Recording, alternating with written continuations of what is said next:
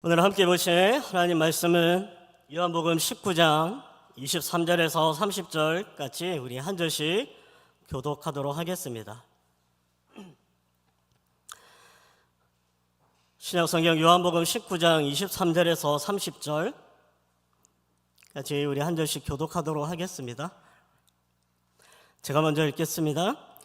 군인들이 예수를 십자가에 못 박고 그의 옷을 취하여 네 깃에 나눠 각각 한 깃씩 얻고 속옷도 취하니 이 속옷은 호지 아니하고 위에서부터 통으로 짠 것이라. 군인들이 서로 말하되 이것을 찢지 말고 누가 얻나 제비 뽑자 하니 이는 성경에 그들이 내 옷을 나누고 내 옷을 제비 뽑나이다 한 것을 응하게 하려 함이로라. 군인들은 이런 일을 하고 예수의 십자가 곁에는 그 어머니와 이모와 글로바의 아내 마리아와 막달라 마리아가 섰는지라. 예수께서 자기의 어머니와 사랑하시는 제자가 곁에 서 있는 것을 보시고 자기 어머니께 말씀하시되 여자여 보소서 아들이니이다 하시고 또 그 제자에게 이르시되 보라 내 어머니라 하신대 그때부터 그 제자가 자기 집에 모시니라. 그 후에 예수께서 모든 일이 이미 이루어진 줄 아시고 성경을 응하게 하려 하사 이르시되 내가 목마르다 하시니 거기 신 포도주가 가득히 담긴 그릇이 있는지라. 사람들이 신 포도주를 적신 해면을 우슬초에 메어 예수의 입에 대니 예수께서 신 포도주를 받으신 후에 이르시되 다 이루었다 하시고 머리를 숙이니 영혼이 떠나 가시니라. 아멘. 할렐루야. 오늘 드려지는 모든 예배 가운데 주님의 그 기쁨과 또 자유함이 있기를 주님의 이름으로 간절히 소원합니다. 오늘 하나님의 아들 예수님은 세상에서 가장 잔인하고 저주스러우며 소름 끼칠 정도로 고통스러운 죽음을 당하셨습니다. 여러분 18절에 보시면 이렇게 말씀합니다. 그들이 거기서 예수를 십자가에 못 박을세. 십자가에 못 박았다는 간결한 표현 속에 말할 수 없는 잔혹함과 고통, 처참함이 고스란히 담겨 있습니다. 왜 주님은 그렇게 저주스럽고 잔혹한 죽음을 당하셔야 했을까요? 아무리 우리 죄가 크다 해도 이런 끔찍한 죽음을 당하도록 하나님이 허락하신 이유는 무엇일까요? 우리의 상식과 논리로는 도저히 이해할 수가 없습니다. 그저 하나님이 너무 잔인하시다라는 생각밖에 들지 않습니다. 그러나 성경은 우리에게 그 이유를 분명하게 들려주고 있습니다. 우리 갈라디아서 3장 13절을 같이 한번 읽어보겠습니다. 시작. 그리스도께서 우리를 위하여 저주를 받은 바 되사 율법의 저주에서 우리를 속량하셨으니 기록된 바 나무에 달린 자마다 저주 아래에 있는 자라 하였음이라. 아멘.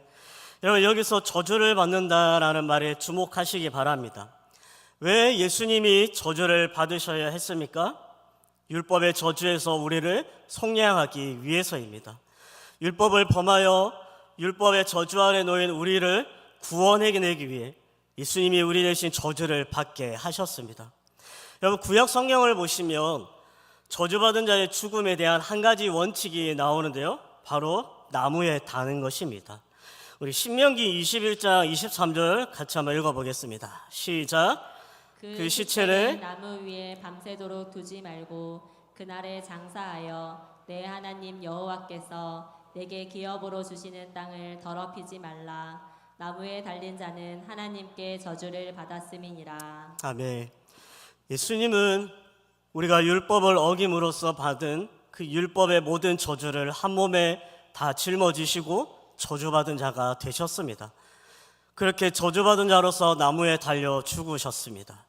예수님이 십자가에서 죽음을 당하실 수밖에 없었던 이유가 바로 여기에 있습니다. 여러분 우리가 성경에서 예수님이 십자가에 달리시는 장면을 읽을 때면 늘 대제사장들과 빌라도를 눈여겨보게 됩니다. 그 당시에 대제사장들이나 빌라도가 약간의 양심이라도 있었더라면 조금이라도 합리적인 사고를 할 수 있었더라면 최소한의 공정함을 고려하는 여유가 있었더라면 예수님을 그와 같이 혹독하고 소름 끼치는 십자가형에 처하지는 않았을 것입니다. 재판이 무엇입니까? 재판의 생명은 공정성과 합법성에 있습니다. 더욱이 한 사람의 생사를 결정하는 재판이라면 다른 어떤 재판보다 공정하고 합법적이야 마땅한 것이죠. 다시 말해서 사형을 선고한다면 분명한 그 사람에게 죄목이 있어야 되고 그 죄를 확신하게 입증할 수가 있어야 합니다. 그러나 예수님이 받았던 재판에는 이처럼 상식적인 요건들이 하나도 갖추어지지 않았습니다. 여러분, 먼저 대제사장들을 한번 보십시오.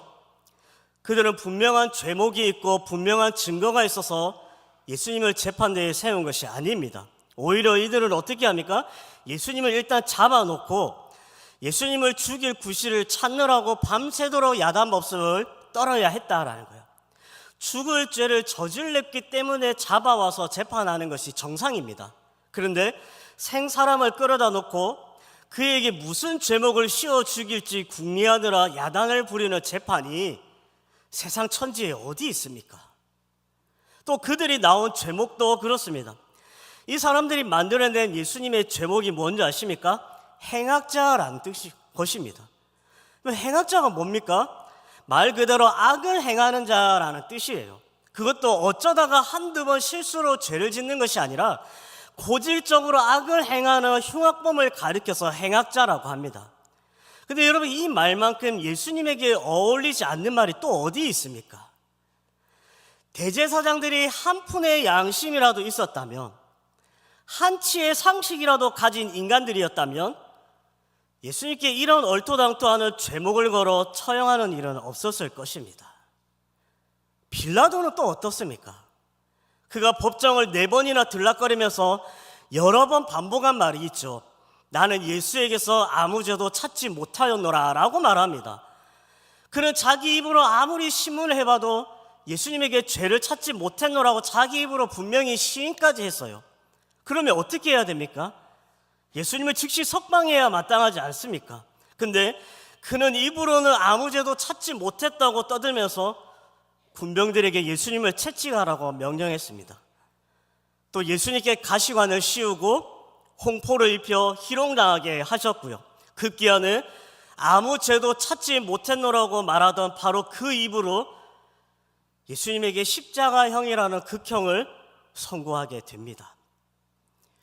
법을 집행한다고 하는 인간 가운데 여러분, 이보다 더 비열하고 비양심적인 자가 어디 있습니까?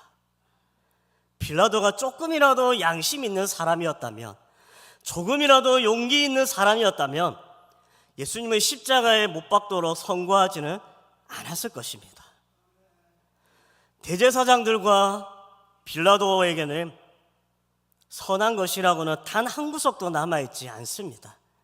양심도 없고요, 상식도 안 통합니다. 그래서 예수님은 아무런 죄도 없었지만 그들의 손에 넘겨졌고 십자가에 못 박혀 죽으셔야 했습니다. 사랑하는 여러분, 오늘 우리는 그들에게서 예수님을 몰랐던 당시의 우리 모습을 보게 되지 않습니까? 우리는 교양이 있는 것처럼 꾸미고 사람들에게 양심적인 것처럼 행동하며 진실한 사람인 양 말할 때가 많습니다. 그러나 우리의 깊은 내면을 들여다보면 우리 역시 악의 화신으로 변할 수 있는 가능성을 얼마든지 가지고 있는 죄인들입니다. 또 대제사장들과 빌라도를 보면서 우리 내면에 뿌리 깊게 자리 잡은 추악한 모습들을 우리는 돌아봅니다. 그러기에 우리는 늘 나와 같은 죄인을 위해 예수 그리스도가 세상에서 가장 잔인한 죽음을 당하지 않으면 안 되었다는 사실을 우리 모두는 깊이 인식해야 할 줄 믿습니다. 만일 우리에게 조금이라도 선한 구석이 남아 있었다면 주님이 그렇게 십자가에서 죽으실 이유가 없었을 것입니다. 사랑하는 여러분, 십자가를 볼 때마다 이 사실을 분명히 기억하는 우리 성도님들 되시기를 주님의 이름으로 간절히 소원합니다. 이 십자가형이 확정되자 로마 군인 4명이 한 조를 이루어서 예수님을 인계를 받습니다.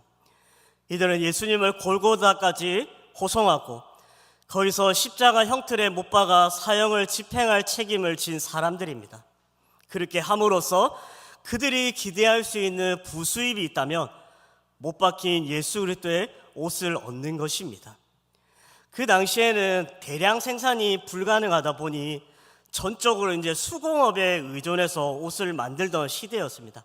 따라서 처형되는 사람의 옷을 벗겨서 나누어 가지는 행위는 그 당시에 의례에 있는 일들이었습니다.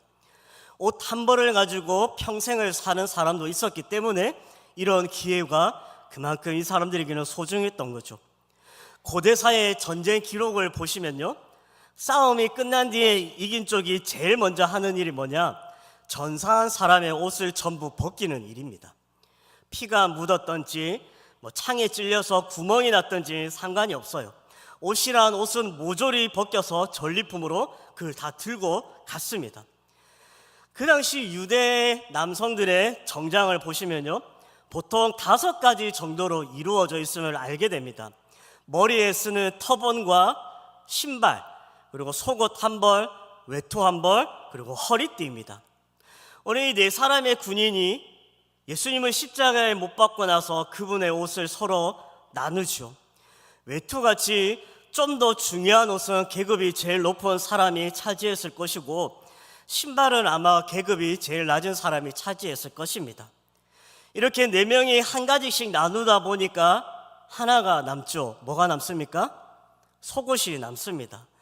속옷이라고 해서 우리처럼 이렇게 속옷을 생각하시면 안 됩니다. 그 당시 속옷은 무릎까지, 그리고 혹은 발 뒤꿈치까지 이렇게 오는 옷이기 때문에, 통으로 만들어진 옷이기 때문에 이게 이제 4조각으로 나누다 보면 이건 걸레로도 쓸 수가 없는 옷인 거예요.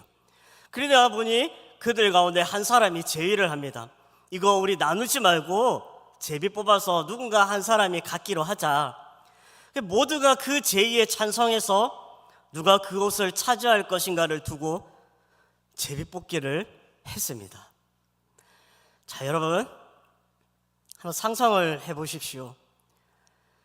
지금 예수님이 십자가에 못 박히신 지 아직 10여 분도 채 안 된 때입니다. 그러니 그 고통이 얼마나 심했겠습니까?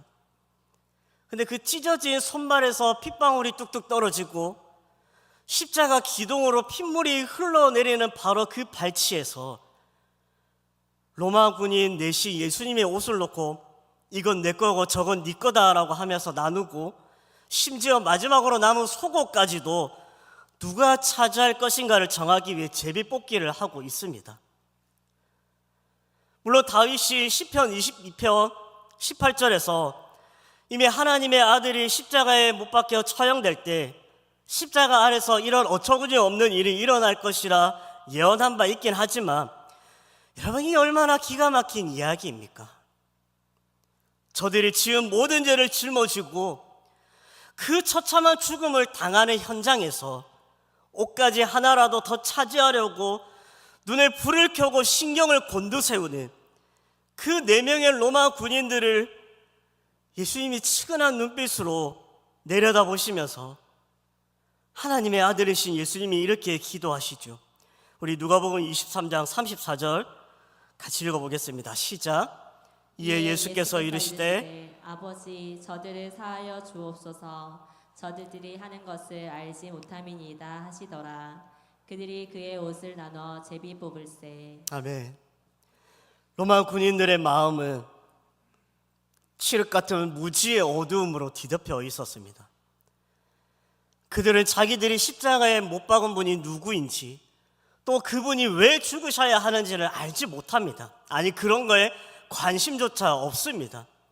자기들과는 아무런 상관이 없는 일로 생각했습니다. 저주스러운 그 무관심이 그들의 마음을 온통 사로잡고 있었습니다. 이들에게 오직 남아있는 것이 무엇입니까? 물욕이요, 다른 사람보다 하나라도 더 얻는 것이요, 다른 사람보다 한 발이라도 더 앞서는 것이었습니다. 내가 더 잘 사는 것, 이것 말고는 이들에게는 관심이 없었습니다. 사랑하는 여러분, 오늘 이 로마 군인들에게서 예수님을 몰랐을 때의 내 모습이 보이지 않습니까? 예수님을 몰랐을 때, 하나님이 계시는 것도 인정하지 않으려고 했을 때, 내가 죄인이라는 것을 추호도 인정하고 싶은 생각이 없었던 그때, 여러분, 우리의 관심사는 무엇이었습니까? 남보다 하나라도 더 소유하는 건 아니었습니까? 남보다 조금이라도 앞서는 것이 아니었습니까? 십자가가 도대체 우리와 무슨 상관이 있었습니까? 오늘 로마 군인들의 모습에서 오늘 우리 자신의 모습을 보게 됩니다. 우리가 이렇게 소망이 없을 만큼 악했기에 예수님은 십자가에서 고결한 피를 흘리며 죽으셔야 했습니다. 예수님은 십자가에서 고통스러워 하시다가 끝내 한마디 외치셨습니다. 아니, 외쳤다기보다는 정말 들릴까 말까한 소리로 신음처럼 내뱉으셨을 것입니다.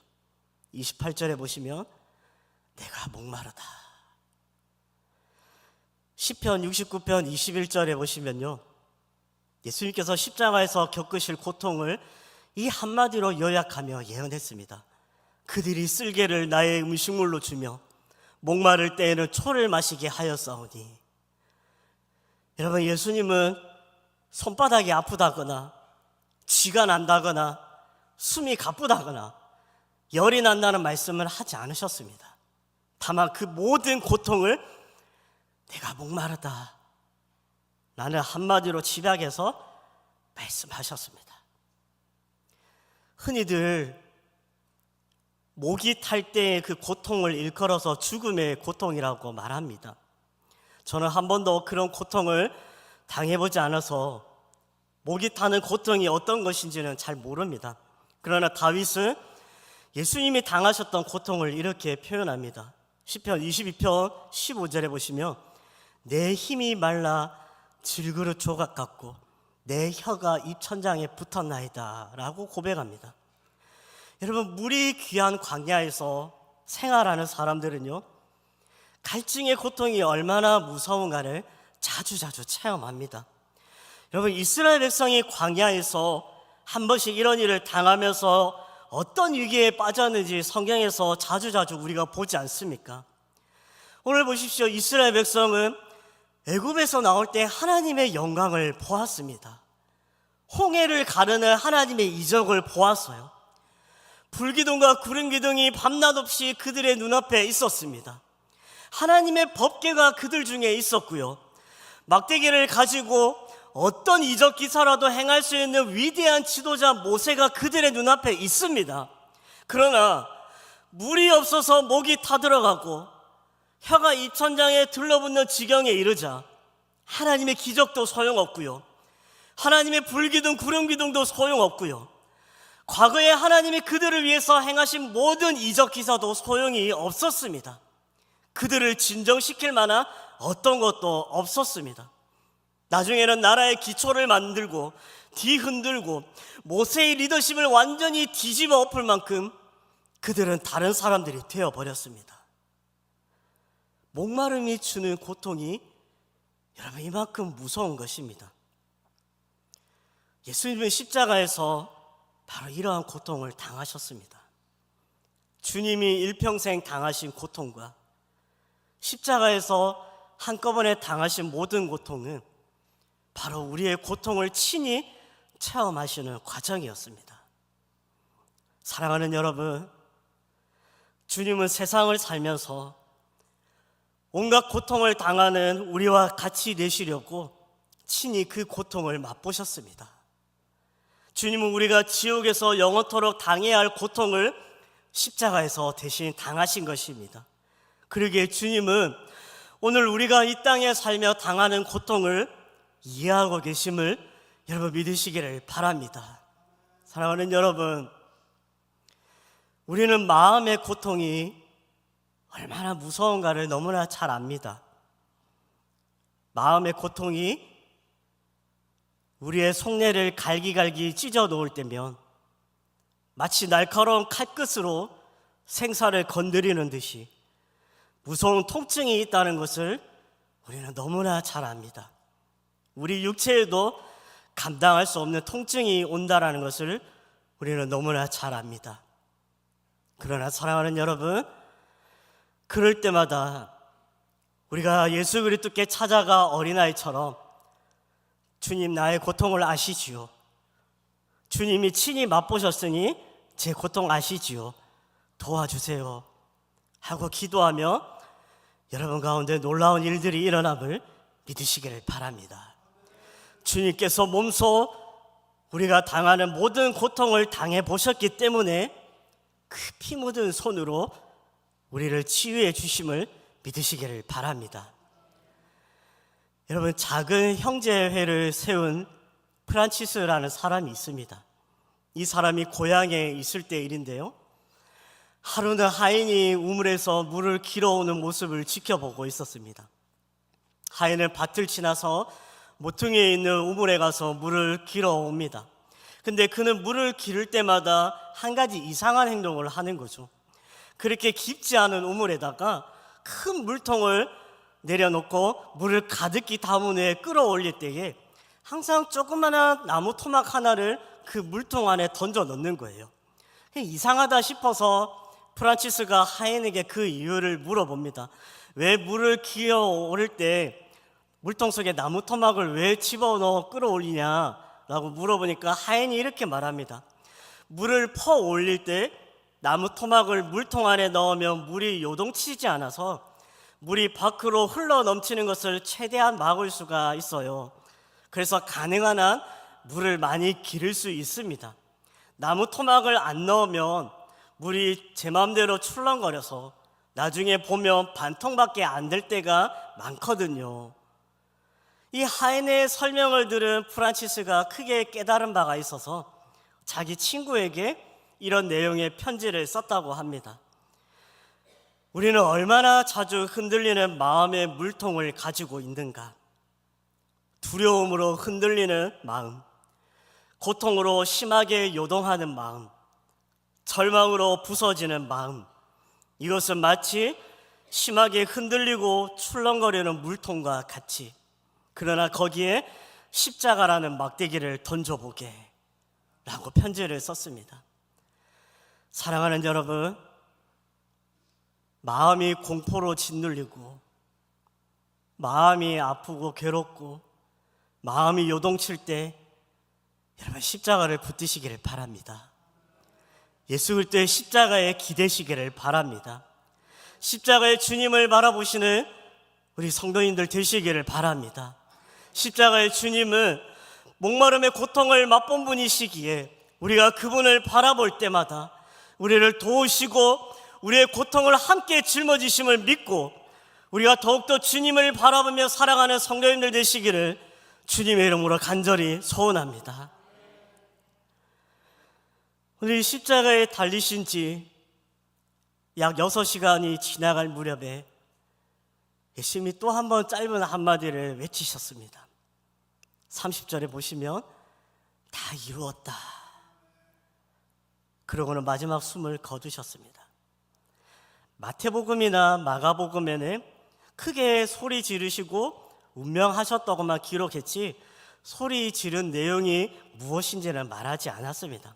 그러나 요한은 크게 소리 지른 내용이 바로 다 이루었다라는 것을 분명히 기록했습니다. 어떻게 요한이 그렇게 생생하게 기록할 수 있었을까요?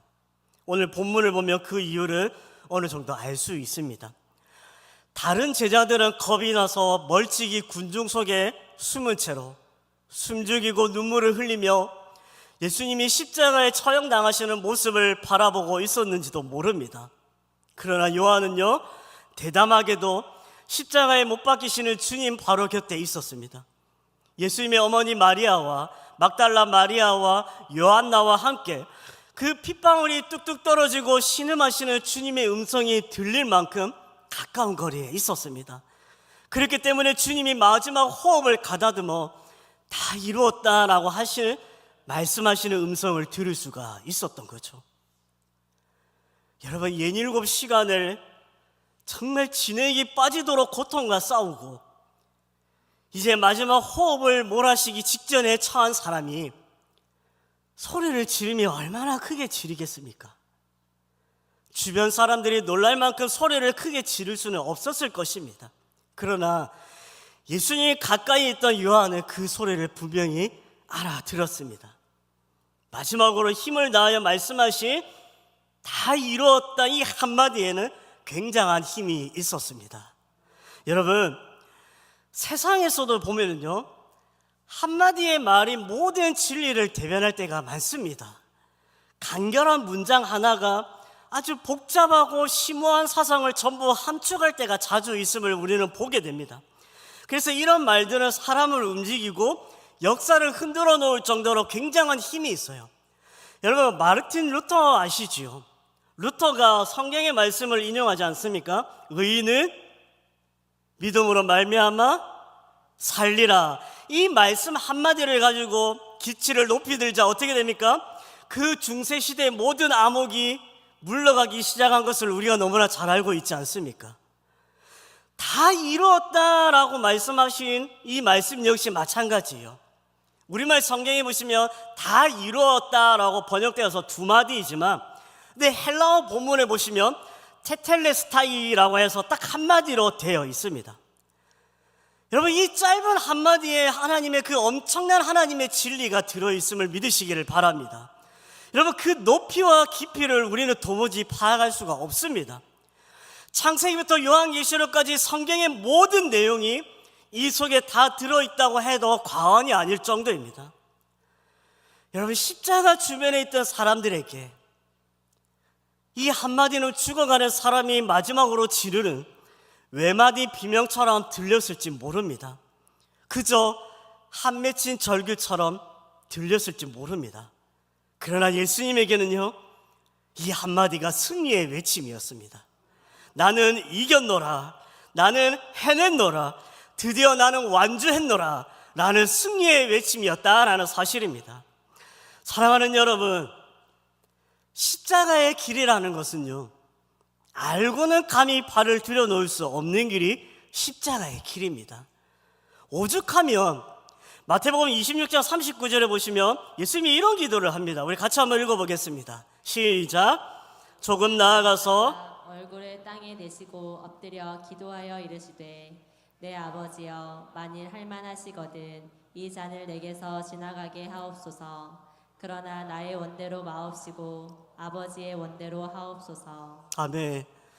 십자가의 길은 예수님조차도 피땀 흘리며 고민하셨을 정도로 발을 들여놓기 힘든 길이었습니다.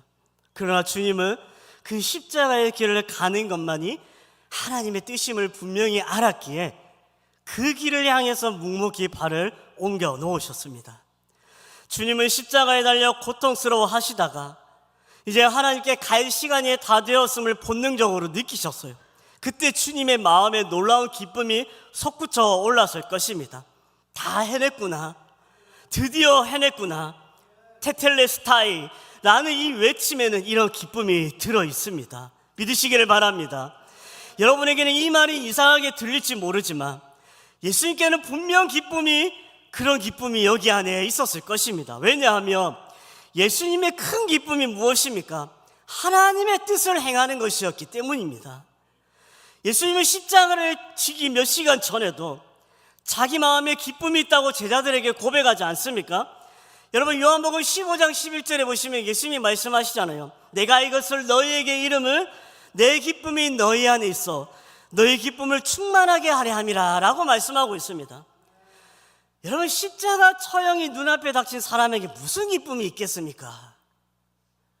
그러나 예수님께는 기쁨이 있었습니다. 그것은 하나님의 뜻을 행하는 자만이 아는 기쁨이었습니다. 십자가를 지기 전에도 마음속에 이 기쁨이 있었지만 이제 십자가의 고통이 거의 막바지에 이른 순간에도 자기가 그렇게 피 흘려 죽음으로써 전 인류가 구원받을 수 있는 길이 드디어 활짝 열린다는 그 생각에 그분의 마음속에는 기쁨이 샘솟았던 것입니다. 여러분, 다 이루었다라는 말을 보시면요, 세 가지 중요한 의미가 이 안에 담겨져 있습니다. 첫째는요, 구약에 예언한 모든 말씀이 예수님 안에서 성취되었다라는 뜻이에요. 타락한 세상을 구원하려고 하신 하나님의 영원하고 장대한 계획이 완성되었다라는 뜻입니다. 그러니까 다시 말해 하나님 나라로 들어갈 수 있는 길이 활짝 열린 것이다 라는 거죠. 두 번째는요, 주님이 다 이루었다고 하는 그 외치는 순간 아무도 접근할 수 없게 막아두었던 지성소의 휘장이 둘로 갈라졌습니다. 그 결과 우리가 예수의 피를 힘입어 성소에 들어갈 담력을 얻었습니다. 세 번째는요, 예수님께서 십자가의 죽으심으로 하나님의 사랑을 알리는 데 성공하셨다라는 뜻입니다. 여러분, 로마서 5장 8절을 보십시오. 이런 기가 막힌 말씀이 있지 않습니까? 우리가 아직 죄인 되었을 때에 그리스도께서 우리를 위하여 죽으심으로 하나님께서 우리에 대한 자기의 사랑을 확증하셨느니라 라고 말씀합니다. 다 이루었다라는 말은 주님이 십자가에서 죽으심으로 하나님의 희생적이고 하나님의 그 무조건적이고 하나님의 그 영원한 사랑이 어떤 것인지 분명히 보여주게 되었다라는 뜻입니다. 여러분 믿으시기를 바랍니다. 우리 예수님의 십자가를 우리가 생각할 때마다 참 이해하기가 참 어려운 것이가 있습니다. 어떻게 예수님은 그 67시간 동안 정말 필설로 다 할 수 없는 고통을 감수하면서도 비명 한마디 안 지르셨을까? 도대체 무엇이 그분이 비명을 지르지 못하도록 꽉 붙들고 있었을까? 어떻게 그처럼 죽음의 죽음을 거듭하는 고통을 당하면서도 정신을 놓지 않을 수 있었을까? 어떻게 그렇게 장시간 동안 몸이 부서져 내리는 통증을 느끼면서도 까무러치지 않고 견딜 수 있었을까? 정말 이해하기 힘든 일이 아닙니까? 그래서 그런지요, 실제로 예전에 그 뉴스에 나온 적이 있었는데 필리핀에 사는 어떤 사람이 그 예수님의 십자가의 고난을 내가 한번 체험해보겠다고 하면서 자기 손에 못을 박았다고 합니다. 그러니까 발에는 박지 않고 양손에만 박았는데 이 못을 다 박기도 전에 이 사람이 그만 까무러쳤다 그래요. 근데 예수님을 보십시오. 마지막까지 정신이 흐려지지 않았을 뿐 아니라 비명 한마디 지르지 않으셨습니다. 고통을 안으로 흡수하면서 홀로 견디셨습니다. 예수님은 어떻게 그 모든 고통을 감내하셨을까요? 그 비결이 바로 사랑이었습니다. 사랑하는 여러분, 사랑은 강합니다. 사랑이 없는 사람은 고통당할 때 비명을 지를 수 있지만 사랑 때문에 고통당하는 사람은 비명을 지르지 않습니다. 사랑 없이 고통당하는 사람은 까무러칠 수 있지만 사랑 때문에 고통당하는 사람은 까무러치지 않습니다.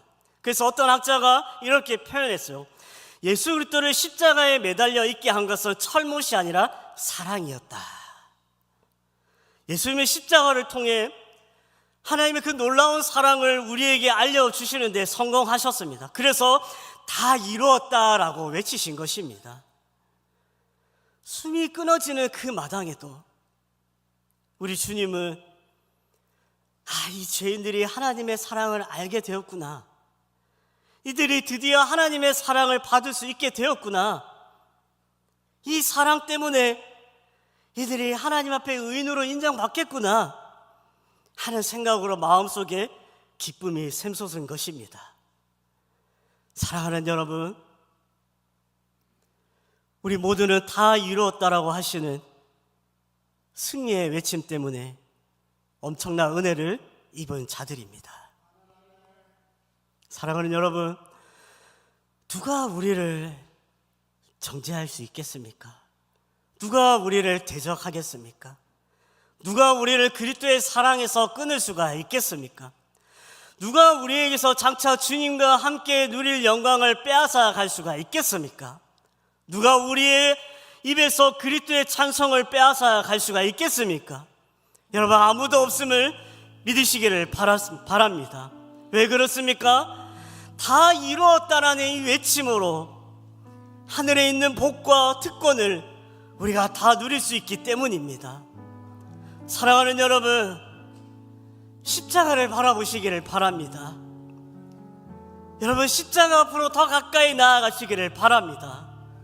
우리가 십자가로 가까이 나아가면 나아갈수록 다 이루었다라고 외치시는 주님의 음성이 더 분명하고 더 또렷하게 들릴 것입니다.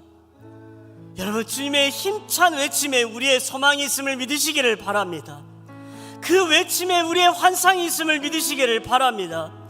그 외침에 넘어지는 자 같으나 일어서는 힘이 있음을 믿으시기를 바랍니다.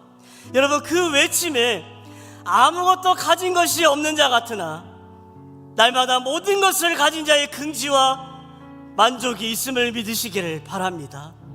사랑하는 여러분,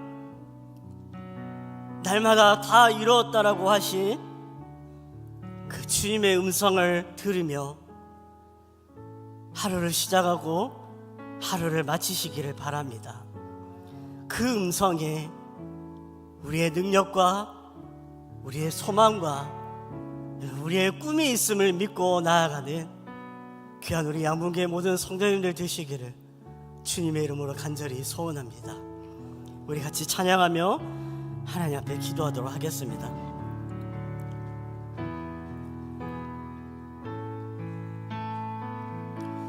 모든 능력과 모든 권세, 모든 것 위에 뛰어나신 주님, 세상이 측량할 수 없는 지혜로 모든 만물 창조하셨네. 모든 나라와 모든 보좌, 이 세상 모든 경이로움 보다, 이 세상 모든 값진 보물 보다 더욱 귀하신 나의 주님. 십자가